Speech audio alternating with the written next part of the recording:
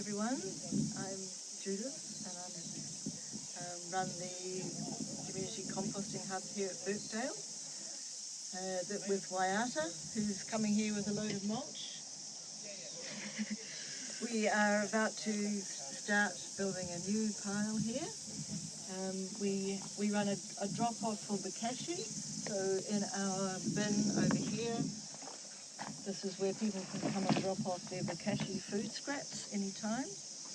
The whole idea of setting up our composting hub here is to encourage people to use their food scraps as a resource, make compost, put it back into local soils. So today we are starting off, we're going to put mulch in the bottom here to help with the drainage. And then we are going to use materials we have on hand, which at this site is huge amounts of weed and green waste. We have our Bokashi food scraps. Here comes the mulch. It's important to have a layer of mulch in the bottom. That helps with drainage. And that's important on this site because it's very wet.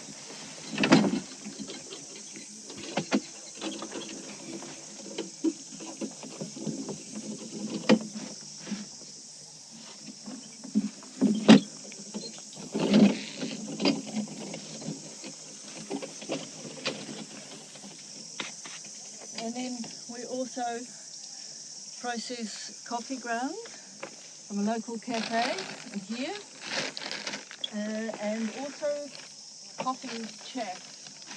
We add in from time to time if we need a little bit more carbon. Composting, as you know, is just like cooking, but we're working with carbon and nitrogen. Everything that we're adding in, we are weighing. So over here we have our scale set up. So everything is weighed and we record it, keep data sheets so that we know exactly how much food waste we're processing, how much green waste. And if anything goes wrong, we can go back and check and find out why. We track temperatures as well. A good compost pile, we're getting up to 65 to 70 degrees Celsius. So we're burning off all of the weed seeds.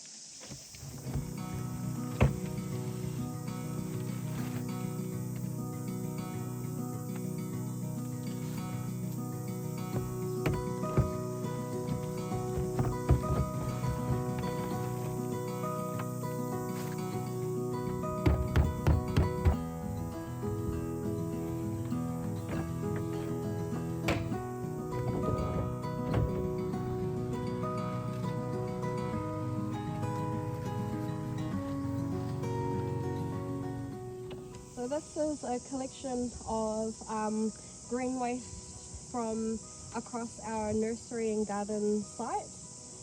So there's all sorts of weeds or plants in here, and they're all mixed up. So we've got kaikuyu, we've got convolvulus, we've got seed heads, clover, we've got all sorts of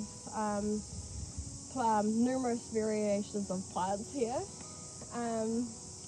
And we are really lucky to have the carbon cycle bins because they can compost some of the really noxious weeds like convolvulus at 70 degrees heat, and so that kills off any weed seeds, that kills off all of our noxious weeds, and you aren't normally able to do that in a cold compost. So we are really lucky that we can put all of these different weeds into our compost and that they will actually compost down into good soil.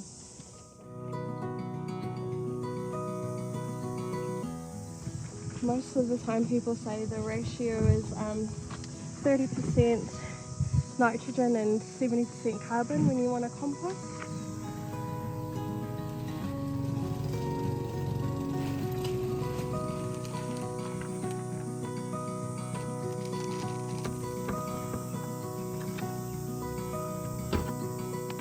We have finished putting all of the materials together into our compost bins, and now we've laid our sacks on top to keep the moisture and the warmth inside, as well as a little bit of a darkness covering for our worms.